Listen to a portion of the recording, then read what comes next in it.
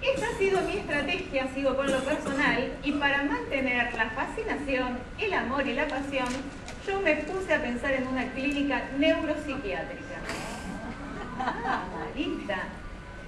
Concretamente en un pasillo de una determinada clínica neuropsiquiátrica, donde hace 31 años le di el primer beso al amor de mi vida. Motivo por el cual las clínicas neuropsiquiátricas para mí suenan algo placentero. No.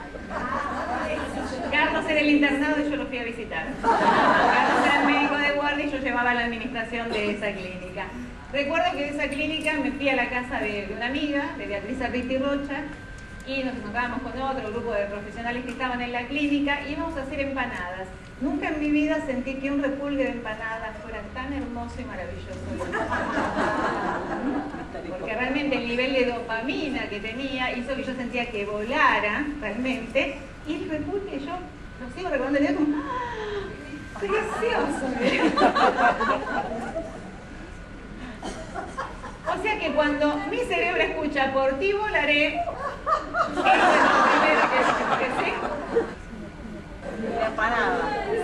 Con esto estamos viendo que de manera automática y sin que sea necesario que yo use mis lóbulos prefrontales, un estímulo del mundo exterior puede transformarme perfectamente, con emoción en este caso constructiva.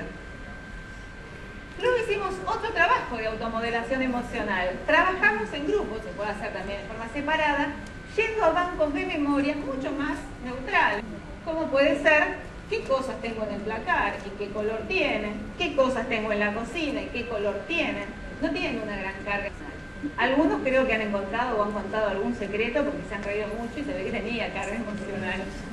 Y luego trabajamos recordando números, haciendo sumas. Se llama desvío de la atención. ¿Y por qué es una automodelación emocional? Porque yo también voluntariamente puedo salir de una emoción, de un estado emocional, ir a otro más neutral. Principal función del cerebro: supervivencia, exactamente. Y hablamos de unidad cuerpo-cerebro-mente y la gran relación que tiene con el medio ambiente, porque no podemos negar que un tema musical nos produjo muchas emociones. Y para sobrevivir, como lo vimos a lo largo de todo el día, hay que saber correr rápidamente de un posible león y rápidamente alcanzar alguna cosa que garantice mi supervivencia.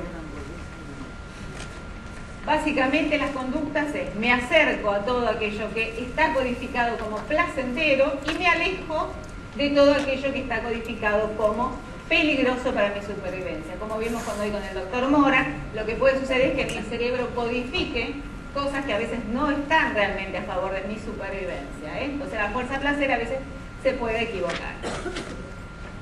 Ahí vemos la fuerza placer-dolor, con las cuales se maneja siempre nuestro cerebro y en diferentes niveles. Carlos, ¿me producirá a mí un pequeño o un gran placer? Gran placer. Entonces mi lóbulo prefrontal funcionará. ¿Lo veré tal cual es? No. Yo creo que son maravillosos igual, que no estoy equivocada, pero la realidad es que el gran compromiso emocional me va a hacer pintar, ¿sí?, a Carlos con ese baño de emociones. Al camino corto de Ledoux, que ahora lo vamos a ver, se le han agregado el año pasado nuevos estudios que hablan de caminos ultra cortos y que son aún mucho más rápidos que el cerebro emocional. Por eso hoy vamos a hablar un poquito de instintos y de emociones. Entonces, cuando viene un estímulo, el cerebro puede hacer un camino corto y un camino largo. El camino ultracorto y corto siempre se va a hacer. Si tiene que garantizar la supervivencia, mi cerebro tiene que hacer evaluaciones ultracortas y cortas para ver si esto es peligroso o es algo bueno para mi supervivencia. ¿Qué tipo de evaluación hace en el camino ultracorto y corto? Muy rápida, cuestión de vida o muerte. Si yo voy a cruzar la calle y viene el 60, ¿tengo tiempo de usar el lóbulo prefrontal? No, me pasó por encima el colectivero. Tengo que hacer una evaluación con pocos elementos, o sea que de todos los estímulos que ingresa, tomo algunos y con esos algunos voy a hacer la evaluación, con bancos de memoria propios muy bajitos, no con todo el cerebro, y la evaluación puede ser imprecisa o errada, pero más vale correr de más que haber sido la comida del león. Vamos a ver un caminito corto, pocas neuronitas y rápidamente, sí, gráficamente se hizo pocas neuronas, pocos datos y rápidamente una acción. Cuando viene el estímulo, mi cerebro no puede pensar, no me conviene en este caso usar el camino ultracorto corto, yo voy a usar el largo porque es una situación que merece que use los lóbulos prefrontales. Como dije antes, no es algo que podamos elegir voluntariamente, sino que los caminos ultracorto y corto siempre se van a hacer con las características que vimos hace un rato. Vamos a ver el cerebro de reptil o cerebro instintivo, cerebelo, tronco cerebral, y el cerebro de mamífero o emocional, los vamos a llamar complejo cerebro reptil más cerebro de mamífero, complejo cerebro emocional o cerebro instintivo, porque nosotros trabajan en forma conjunta. El camino ultracorto tiene que ver con una estructura que se llama hipotálamo, la misma que regula así nuestro apetito, sueño, vigilia, las hormonas. Y con el colículo superior, que tiene que también que ver con la visión. Estas hacen un camino ultra corto y que tiene que ver con aquellas memorias genéticas, aquellas cosas que garantizan nuestra supervivencia que vienen genéticamente en nosotros.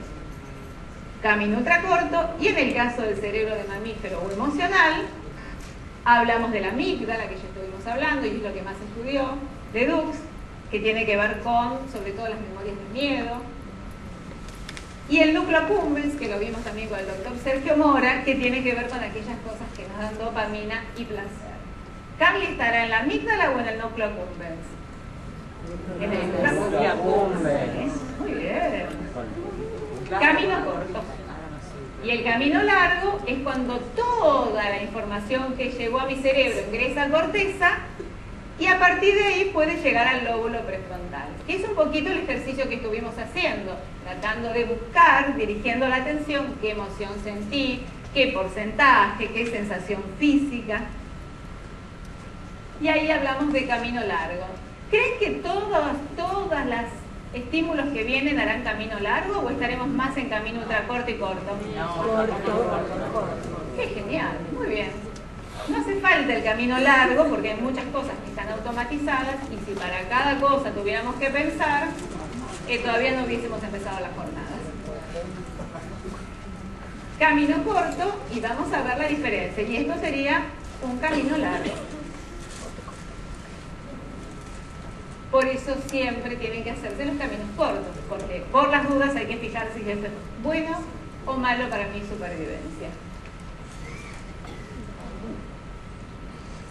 Cuando hablamos de inteligencia, entonces, instintiva o emocional, estamos hablando que vamos por la calle, de pronto aparecen estos dos perritos, ¿y qué haremos si vemos estos perros? Salimos corriendo, muy bien. Y fíjense en qué tiempo, en 125 milisegundos, desde que se produce el estímulo, yo estoy a una cuadra de los perritos. ¿Saben cuál es el tiempo de 125 milisegundos? La mitad de un parpadeo. La respuesta emocional es muy rápida y está bueno conocerlo porque todos respondemos muchas veces de una manera demasiado rápida y nos estamos juzgando como que mirá lo que me hiciste o fíjate, pensalo 2 veces. A veces no tuve tiempo de pensar y no pude hacerlo, la emoción fue muy fuerte. Si yo ya vengo corriendo 2 cuadras y los perros no están, entonces sí, la corteza hace un camino largo, busca más información, llega la información al lóbulo prefrontal y me dice, Marita, para de correr. No tiene ningún sentido, los perros están atados. ¿Sí? Si no, todavía estarían corriendo. Y a esta capacidad, lo que estamos aprendiendo, la vamos a llamar inteligencia cognitiva ejecutiva. Concretamente, nos gustaría llamarlo alfabetismo neurocientífico, inteligencia de los lóbulos prefrontales, que es lo que buscamos, que cada vez podamos conocer más sobre nuestro cerebro y poder manejar, ¿sí?, mejor nuestra vida y mejorar también y contribuir a nuestro mundo. Gracias a tener el lóbulo prefrontal y poder dirigir la atención, pudimos hacer este trabajo de autoobservación al principio, de poder ver nuestras emociones. Y también pudimos hacer el trabajo de automodelación, o mantener las emociones y transformarlas en un estado, o desviar la atención y salir de un estado emocional que en cierto momento no es necesario. Esta la vamos a pasar de largo. Y cuando nosotros estuvimos observándonos al principio, nos imaginamos de esta manera: Marita, Lucrecia, Juanita, Carlitos, pensando en nosotros y tratando de encontrar información y decir, me estoy conociendo. Pero existe algo que se llama pluralismo mental, o la teoría de los múltiples yo, donde cuando yo digo que nosotros deberíamos observarnos, la verdad es que nosotros todos somos varios. Hay muchas Maritas, y cada una de ellas debería ir siendo observada para que yo cada vez me vuelva una persona más coherente. Yo puedo ser alguien que saca la foto de mis hijos y decir que es lo mejor que me pasó en la vida. Es la última vez que haces eso. ¿Sí? Cuando venga tu padre vas a ver. Es lo mejor que me pasó. ¿Cómo puede ser si soy la misma persona? La realidad es que somos varios y depende del estímulo es quien aparece. Entonces tenemos que ser capaces también, para comprendernos a nosotros y a los otros, ver que somos varios y que no todos compartimos los mismos valores y que tenemos que irnos modelando. E incluso ver algo. Tal vez algunos yo nuestros estén mal, pero otros pueden estar perfectos o muy bien. Vamos a ir. Yo estoy yendo a ritmo, igual se entiende como para poder terminar el segundo horario. Bárbaro. Viene un estímulo del mundo exterior, entonces los cerebros más básicos son los primeros que evalúan, a favor o en contra de mi supervivencia, y en 125 milisegundos yo puedo estar comiendo, protestando, y no hay vuelta atrás, porque si la emoción fue muy fuerte, el lóbulo prefrontal no se enciende. Eso es lo que hay cuando alguien habló del estrés, era correcto. Si hay mucho estrés y los niveles de la fuerza, placer, dolor son extremos, el lóbulo prefrontal no tiene que actuar. Porque si es una cuestión de supervivencia, la emoción es más importante que la razón. Y hablamos de supervivencia inmediata. Y el cerebro siempre está viendo supervivencia inmediata. Nos cuesta ver a largo plazo, por eso es que estamos contaminando y lastimando nuestro planeta, porque nos cuesta muchísimo esfuerzo verlo. Ahí vamos a ver las fuerzas placer-dolor con diferentes grados de compromiso. Y esa variabilidad también va a permitirme que yo pueda modelar fácilmente algo o me cueste mucho. Si los cerebros primitivos consideran que algo no es tan grave o que no lo pueden solucionar, recién se hace un camino largo y la información puede llegar al lóbulo prefrontal. Pero fíjense cuando llega. 500 milisegundos después que ingresó el estímulo. 125 contra 500. ¿Qué significa? Que la conciencia siempre llega después. Y llega después con el compromiso emocional puesto. Y por eso hablaban hoy de la corteza orbitofrontal, porque es muy importante entonces tratar de generar contextos o nuestra manera de vivir que no le exija tanto freno a la orbitofrontal, porque si es muy grande el compromiso emocional nos va a costar mucho más modelar la conducta. Esta imagen lo usó el año pasado Robbie Rosler y me pareció espectacular. Si tuviéramos que medir la fuerza del cerebro instintivo emocional, es el gran luchador de sumo y los lóbulos prefrontales son el pequeño. ¿Cuándo nos damos cuenta que estamos muy comprometidos emocionalmente? Por un lado con la sensación física, pero por otro lado si medimos las pulsaciones, ¿sí? Cuando pasamos las 75 u 80, las emociones nos ganaron. Si uno usara un pulsómetro, vería cuán fácilmente en el día nos hemos pasado de compromiso emocional y no habría que tomar ninguna decisión. Ahí vemos la imagen de esta manera y fíjense, dice 200 trillones de datos por segundo. Cuando tiramos cifras, decimos los neurocientíficos, cuentan, no sabemos bien de qué manera, y dicen que el cerebro instintivo y emocional maneja muchísimos datos y que a la conciencia de todos esos puede llegar de 4 a 7. O sea que siempre podemos ser conscientes de poquitito. Sin embargo, con ese poquitito podemos hacer un montón.